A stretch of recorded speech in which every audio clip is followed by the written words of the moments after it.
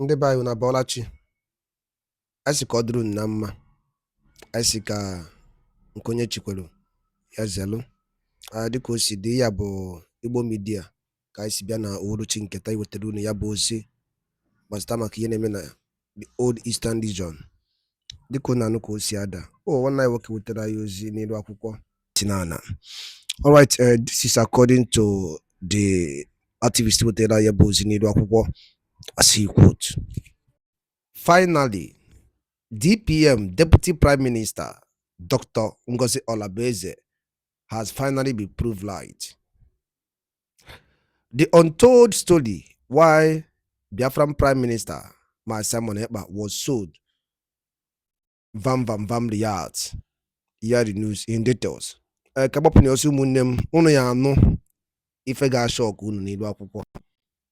Kita ka the reason why Deputy Prime Minister bụ Dr. Orabueze Jemi ife na-eme. Chukwu ka ba megozie gị nnukwu nwanyị. Biko ị ga-esi ebe ife anyị wetara unu ka gbaalụ ka eri ya tia na ya niile. Over to you. Efforts were all in vain. Committees were set up that raised money for Finland. I didn't even know that there was another committee that were able to raise over $50,000 apart from the money that people were paying in another committee that he was heading. A committee where Imam Madabu was and other people raised over $50,000. Imam Madabu himself alone gave $10,000. Another doctor gave $10,000. Some people gave $5,000 in the committee. And all those money entered into Ogechukwukere's account. Over $50,000. That was not the simple committee where people were giving 500, 1,000, 200. That only God knows. Probably that other committee would have raised over that. So all the money that I am finding out these things recently now, all the money that this man was saying, I paid. What is happening? Oh, wonder shall never end, Biafrans. Wonder shall never end. Finally, the people who plan evil against our Prime Minister, God have finally exposed them one after the other. This Pastor Van, my people, they don't come out to naked their associates. They don't come out to tell the Biafrans the evil where they don't plan to place for our Prime Minister.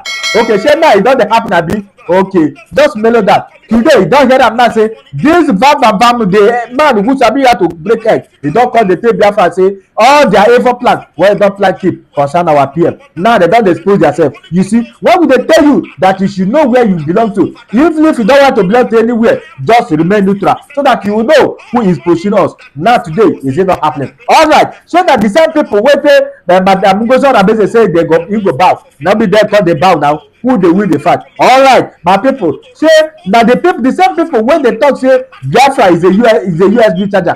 Today, how far? I don't know the one exposing themselves. All right, Biafra. Say we not say.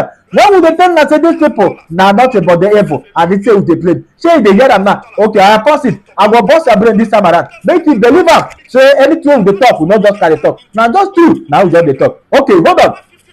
Now that the same people now come dey tell us say why we go dey support these people when the case of Simon Ekpa comes out. Now these people now come the point who go show solidarity with Simon Ekpa. Why some people call say why this country dey happen? No be anybody wey like now suppose go. Even the person wey Simon Ekpa point himself to become the lobbyist, they even this Ogekere the APM, you don't let the man go to go stand for what he is lobbying for. All now that the same this man wey sabi how to break it. Now come dey tell Biafra say this man is just the patch am, just the manager. Say na only 1,000 per month now dey pay am. All right, say dey collect money. Imagine when I tell you people say these people dey on the payroll. Wetin I talk? Na no talk say we dey talk too much. Say today you no touch am. Oya come hear am for your mouth. How you take talk am? Abi na lie we dey lie? Okay, pause it there. Now this the same people wey pay one useless content creator wey dey for home wey dey call Emmanuel Ramiji or whatever. Now that the same people now they pay him make it attack Orabueze and some other well-meaningful Biafra where they fight for this happen. Today the truth never exposed. It dey exposed. All right,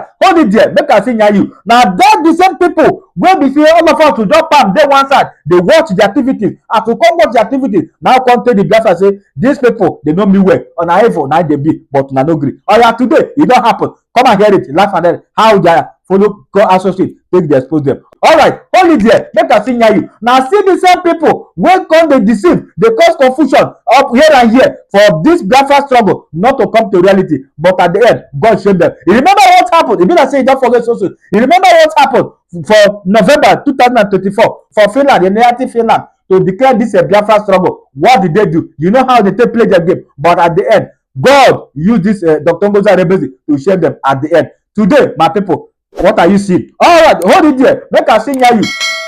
Now that the same matter when they happen every day by day. When some people come, they talk say how all this country they happen like this. Even they come make the Biafra man, they come divine to do. Nobody know who to believe again. All of us who come the way say until when Mazi Samuel Ekpa comes out, now we go know our side. But today, it don't come to clarity for us that the truth have been declared. What are you still waiting, my people? Hold it there. Now still you when we say they tell us say now like this, now supposed say now get kere, now the man who fit for the struggle because you're on the payroll. Now if you like say your pump water no dey pump again, now you call the do turn round. Oh, hold it there. You must continue for where it stop because now they cause confusion for this Biafra struggle. They don't believe I say Simon Ekpa go see come out. Now they are very afraid. Now we think all of them come they fear. Say make they do the needful before the water go pass Gary. But they don't know say it don't already pass Gary. Okay, make I hear you. This okay na criminal. When will they tell you say this man, you know me well for this struggle. Say na criminal, not only selfish interest, not only for pocket now careful. If they use the Biafra money take, they develop a competence and it is saying that even will come and come bring money evidence, come showcase to you. I believe you forget so soon. Now this is the same man. Now I'm gonna allow they tell us say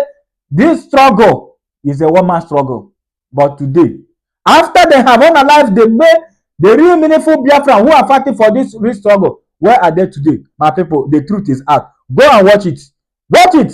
As they watch, don't forget to touch a hand for subscribe button. Share this video, spray it, let it go further for other people to see. Because if you don't spray, how other people go take say, no say, yes, these people, na evil people. Why would they tell you say this egg when they break, they break up for purpose? Wait till they tell us. If people say you don't know what they talk. Today, you know they happen for your present eye. Oh yeah, hold it there. Make us see you. Now see the same people when they tell us say anything when they do, say that their own and rated. Other people they don't know how to do that. Today, how about it? Oh yeah, hold it there. Make us tell you. In this case, in this Biafra struggle, we keep the advocate. They tell our people to remain neutral until our Simon Ekpa comes out. Well, because this is the only man that will believe so much, including Simon Ekpa and nnamdi Kanu. They are the people that will believe so much. Today, God have exposing them one after the other.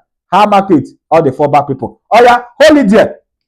Make us see you. When this clothing started, they know where they started. They start begin to deceive the mess on ground. They start from them. That is the people where they start to deceive. They begin to tell them here and here. Tell them say all the money where Biafra they contribute, say they know they give them complete. That is the first place where they start. They begin deceiving them. Yes, even last month they put some of them in Peru. You see.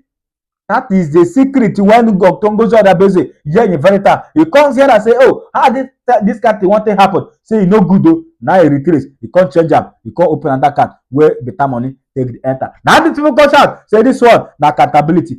Today, shame is all of you. Okay, hold it there, Biafra. Make us see you. All these things when they happen, when are they tell and say, this man not be well for this struggle. Did you believe? You don't believe her. Today, is it not happening? Okay, hold it there. Make us see you more. Now, they the people when tell us say they could not support Ngozi Arebezi. Say Ngozi Arebezi na thief, they thief the Biafra money, all the money they contribute selling the saffron. Today, how market? He said then I see the same people when go carry Ngozi Arebezi go stand for inside court. Say yes, if they carry the data of a database of a Biafra Republic government in exile, saying they use their data, they do this and they do that. Today, how market? Now, the associate now don't come and come expose them for the evil atrocity. Say they want finally say they don't plan make our prime minister come out. You see how God take the data. Evil begat evil. My people, share this video.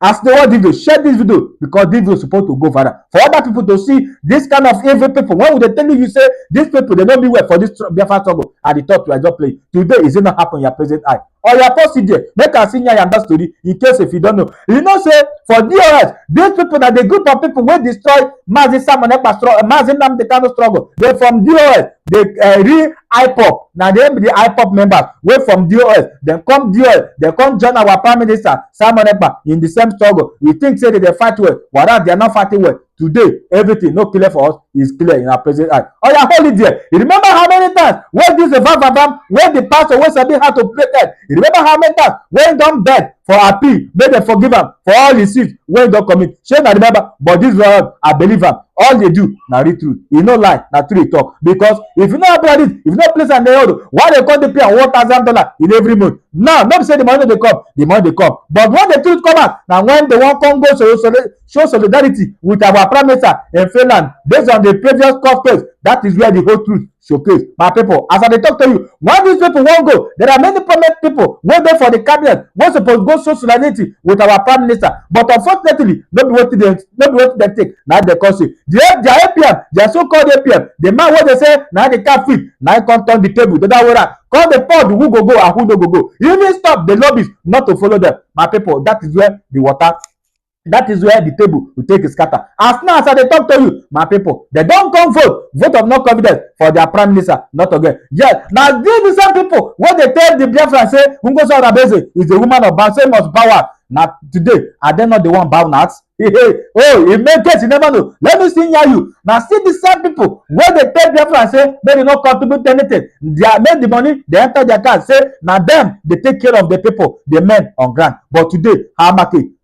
Everything is not come clear to you. Say this people na deceiver. I hold it there. Make us see you. Now see the same people wey cause confusion for the people, for the men on ground. They bring a lot of confusion. Men on ground was doing their job diligently. They are doing their job accordingly. But when these men come out, now the confusion start. Yes, exactly the game we play during the time of nnamdi, kanu, during the hand of DOS. Now see the same game we play this time around. Yes, when the house divided, that is how they start the confusion from the head of the men on ground. That is where they start, because when they know say if they capture the men on ground, then other people will become a history. That is where they start. Then the constant line for the people when they play some payroll like Ngozi, like Sona Akparawa, the criminal Ekpa man, where they deceive the Galileans Biafran, and also this Pastor Vavam, the criminal head breaker, and also Ogekere be the headman, and this Adakonkom, where the people where they for France. Yes, Adakpom, that's they call it. All right, Adakonkom. Now see the same thing, all of them, those groups put together, and many of all of them like this. My people, these people are evil. Yes, they are evil, but our God have shamed. Ngwano, dalo ninye no ụmụnne m dịka si na-esere n'Igbo midia, gịnị ka unu nwere ikwu na nkọwa nke unu gbasara maka ihe unu nọ n'iru akwụkwọ n'ụbọchị